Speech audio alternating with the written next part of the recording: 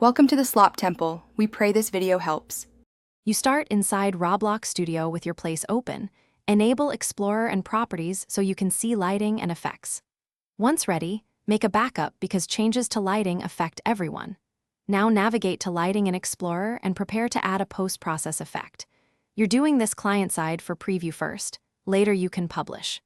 Make sure you're in Play Solo to test instantly and keep the output window visible to catch errors. Next, add a color correction object under lighting and begin modifying values. This creates a full-screen post-process effect.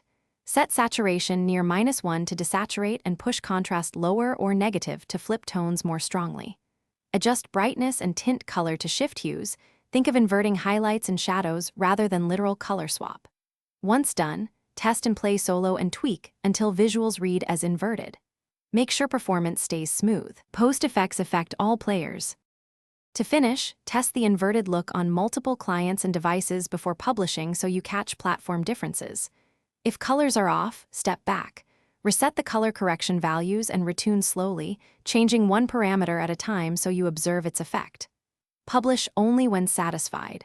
Troubleshooting tip: if nothing changes, confirm lighting is enabled and the effect object is parented correctly.